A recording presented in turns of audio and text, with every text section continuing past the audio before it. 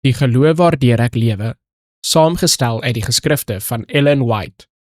Volheid van vreugde. U sal my die pad van die lewe bekend maak. Besadiging van vreugde is voor u aangesig, lieflikhede in u regterhand, vir ewig. Psalm hoofstuk 16 vers 11. Die godsdienst van Jesus is vreugde, vrede en geluk. Die hele hemel stel belang in die geluk van die mens. Ons hemelse Vader sluit nie die paaie van vreugde vir enige van sy skepsels nie. Die goddelike vereistes roep ons op om daardie toegeeflikhede te vermy wat lyding en teleurstelling sou bring, wat die deur van geluk in die hemel vir ons sou sluit. Hy, die wêreldse verlosser, prys dat ons slegs daardie pligte verrig wat ons stappe na hoogtes van geluk sal lei wat die ongehoorsaames nooit kan bereik nie. Die ware vreugdevolle lewe van die siel is om Christus binne-in gevorm te hê, die hoop op heerlikheid. Diegene wat in Jesus bly, sal gelukkig, vrolik en vreugdevol in God wees.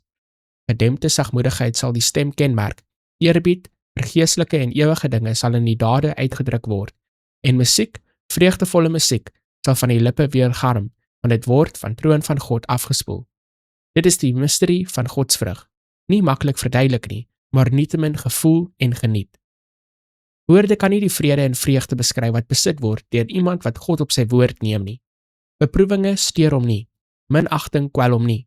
Die sel word gekruisig, dag na dag mag sy pligte weer uitputtend word, sy versoeking sterker, sy beproewinge erger, maar hy wankel nie, want hy ontvang krag gelykstaande aan sy behoefte.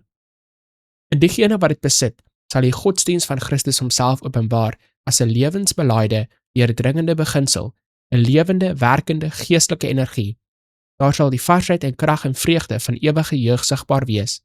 Die hart wat die woord van God ontvang, is nie soos 'n poel wat verdamp nie, nie soos 'n gebarste reënbak wat sy skat verloor nie. Dit is soos die bergstroom wat gevoed word deur onuitputlike fonteine, waarvan die koel, sprankelende waters van rots tot rots spring en die vermoeides, die dorstiges, die swaar gelaaides verkook.